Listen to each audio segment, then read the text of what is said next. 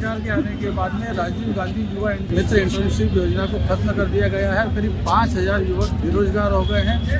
पूरे प्रदेश से युवक अभी जयपुर आए हुए हैं, 24 घंटे से ज़्यादा हो गए हैं। उनको यहाँ पर भाजपा नेताओं से, सरकार के प्रतिनिधियों से मिलने की कोशिश कर रहे हैं। सर मेरा नाम नरपत वाणी है, मैं नागौर डिस्ट्रिक्ट से हूँ।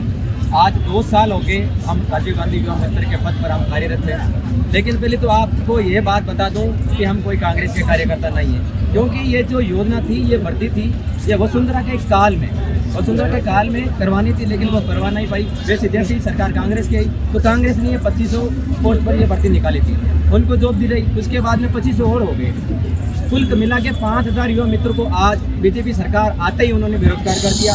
वैसे हम कहना चाहते हैं कि आज से 5-6 दिन पहले हम भजन लाल जी के पास में भी गए थे, सीएम साहब के पास। तो उन्होंने बोला कि आप हाल फिलहाल में जो विकसित भारत संकल्प यात्रा है उसमें आपकी ड्यूटी लगी है, आप सरकार की योजनाओं के साथ में जुड़े हैं, आप सरकार के साथ हैं और आपका सरकार साथ देगी, उन्होंने बोला था। लेकिन जैसे ही 25 तारीख को सुबह ही उन्होंने बोला था कि सरकार की कोई भी योजना को बंद नहीं किया जाएगा, लेकिन शाम को वैसे ही आता है नोटिस आता है कि राजीव गांधी मित्र को हटा दिया। ये कौन सा न्याय?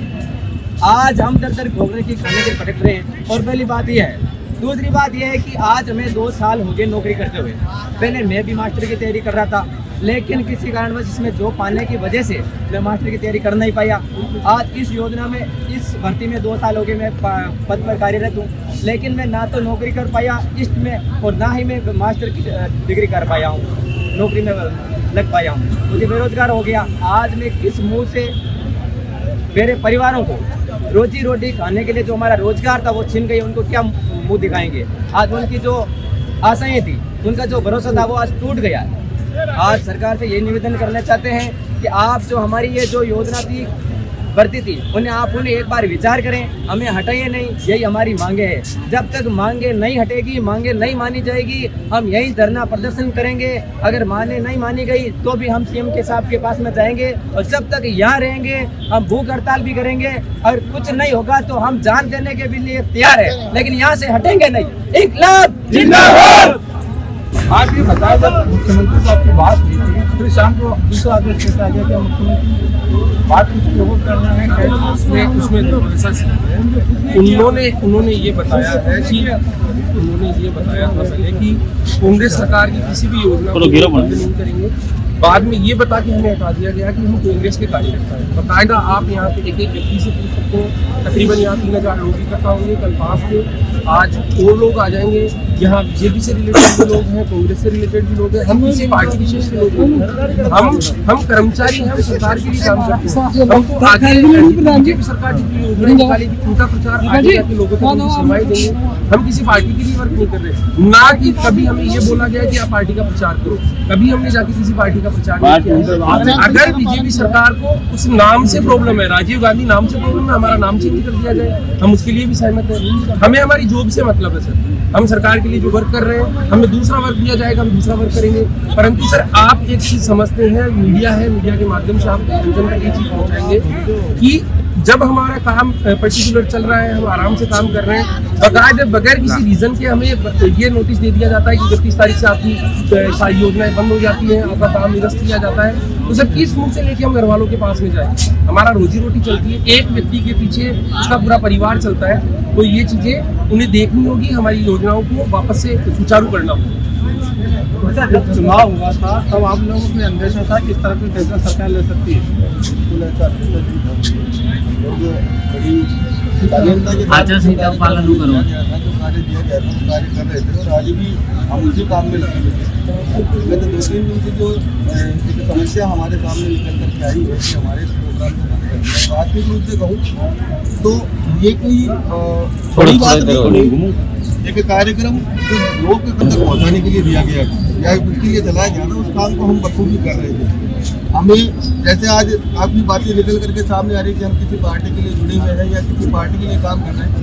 एक राजनीतिक फेरबदल होना एक स्वाभाविक प्रक्रिया है कि हर 5 साल के बाद इलेक्शन होते हैं। हमने किस पार्टी के समय ये प्रोग्राम में ज्वाइन किया, पिछली वाली सरकार थी, उसकी सरकार में हमने काम किया। जो योजनाएं चली हर एक योजना को हमने डोर टू डोर पहुँचाने का काम किया। आज किसी राजनीतिक पार्टी का नाम लेते हैं, हम किसी राजनीतिक दल से नहीं है। हमें एक विभाग अलॉट किया गया था, सांख्यिकी विभाग। हम उस विभाग के अंतर्गत रह करके काम कर रहे थे और हर एक कैंप में, हर एक योजना में हमने बढ़ चढ़ करके स्थिरता की, कहीं भी कोई कमी नहीं छोड़ी है। आज हम लोग इस प्रताड़ना को झेल रहे हैं, इसका कारण क्या है? सरकार से हम पूछना चाहते हैं कि हमने ऐसा कौन सा गलत काम कर दिया कि आज हमें ये दिन दिखाने की आपको आवश्यकता पड़ गई। हम सब लोग यहाँ पड़े हुए हैं, धूप में आपके सामने खड़े हुए हैं, क्या कारण रहा है इसका? हमने कौन सी कमी छोड़ दी है सरकार की योजनाओं का पहुँचाने में? किस व्यक्ति को लाभ नहीं दिलाया? हम डोर टू डोर जा रहे हैं, दूर से दूर छोर पर जा रहे हैं, पेट्रोल कितना जलता है, कितना खर्चा आता है, हम लोगों ने वहन किया है, लेकिन हमने अपना पूरा काम किया है, कोई कमी नहीं छोड़ी हमारे काम में।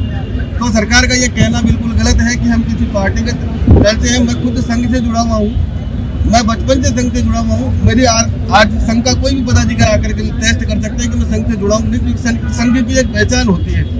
मुझे कांग्रेस पार्टी ने अवसर दिया, मैं कर रहा हूँ काम, और ऐसा भी नहीं कोई बैकडोर से एंट्री हुई है, हमारे बिल्कुल तरीके से काम हुआ है। फॉर्म लिया था, फॉर्म लेने के बाद में हमारा ट्रेनिंग सेशन हुआ, ट्रेनिंग के बाद में इंटरव्यू भी हुआ और हमारी परीक्षा भी लगी है। बैकडोर से कोई एंट्री नहीं है, हमने बिल्कुल तरीके से काम किया। सबके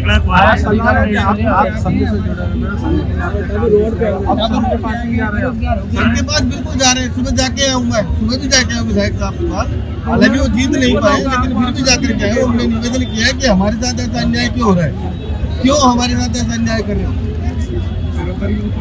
देखिए सर, ये जो नौकरी थी, देखिए सर, ये जो नौकरी थी हमें वीक में तो मिली नहीं है। हमने अपने मेहनत से इंटरव्यू पास करके उसके बाद में हमारी ट्रेनिंग थी, फिर एग्जाम हुआ, एग्जाम होने के बाद में हमने ये नौकरी पाई है। वैसे हमें वीक तो मांगी नहीं है। जब तक हमारी ये नौकरी वापस हाथ में नहीं आती है, हम यहाँ से भूख हड़ताल करेंगे और धरना प्रदर्शन करेंगे, अनशन पर बैठेंगे। सर, मैं नारायण लाल बेरो कोटगढ़ से हूँ, राजपूत से। सर, हमारी पूरे दिन सुबह से शाम तक हमारी ट्रेनिंग भी चल रही है और सर हमारे ऑफिस को निर्देश दे रहे हैं जिनकी ड्यूटियाँ विकसित भारत से यात्रा करने लगी थी, वो काम कर रहे हैं। और हमारे को सुबह से यानी कि 9 बजे से हमारी मीटिंग चली थी, शाम को 6 बजे। जैसे हम घर पे गए, आदेश आ गया कि आपको तो घर पे बैठना है। ये कोई सरकार की कहने का मतलब भजन लाल जी सरकार ने बिल्कुल हमारे साथ नहीं है। हम काम कर रहे हैं सर, हम कोई कांग्रेस बीजेपी से नहीं है सर। हमारी भर्ती हुई थी, यहाँ इंटरव्यू था जयपुर से, हम ऐसे कि किसी के बिल्कुल फॉर्म भरने के बाद में हमारे को 6 बजे ये आता था। सर शाम को 6 बजे गलत हुआ ना, हम बेरोजगार हो गए। हमारे 20 बच्चे, मेरे 2 बच्चे हैं सर, एक बच्ची है, एक बच्चा है वो तीसरी क्लास में पढ़ रहा है। तो हमारे बच्चों को भविष्य क्या होगा? हम तो बेरोजगार हो गए ना, कहाँ से लेकर आएंगे? पहले हम दूसरी जगह काम कर रहे हैं, उससे बेहतर इसमें काम करने लगे। तो अगर सरकार अगर ये चाहेगी ना सर, अगर सरकार अगर चाहती तो हमारे को वापस काम पे दूसरा नाम दे दो, कोई दिक्कत नहीं। हम भी यही चाह रहे हैं, दूसरा नाम दे दो। अगर हमारे नाम से कोई राजीव गांधी नाम से परेशानी है तो नाम चेंज कर दो।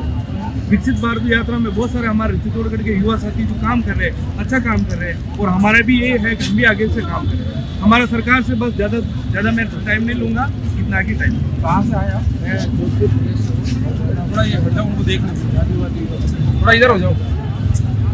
जिस सरकार वर्तमान भारत का सरकार है, तत्कालीन जिस सरकार ने नियुक्ति दी वो एक कोई बैकडोर नहीं थी, ना ही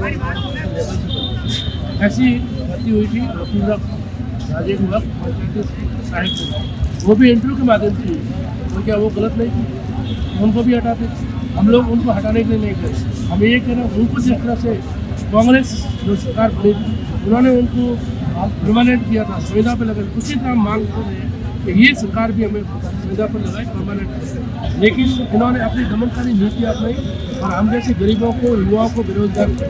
ये नहीं चाहती थी कि एक किसान परिवार के बच्चे आगे आए, कोई रोजगार लग जाए, लेकिन इन्होंने ना हम जो गरीब जनता के पास पहुँचे, जिनकी नाटल पर काम नहीं हो रही, जिनको योजनाओं का लाभ नहीं मिल रहा था, उस लाभ को हम ऑफिस पर ले जाते हैं। उनसे कहते हैं कि ये जो योग्य व्यक्ति है या योग्य मातृ महिला है, उनका काम होना चाहिए, और वो हमारे कहने से काम करते थे। इस कारण हम लोग उस गरीब की दुआओं के कारण आज हम रोजगार युक्त हुए।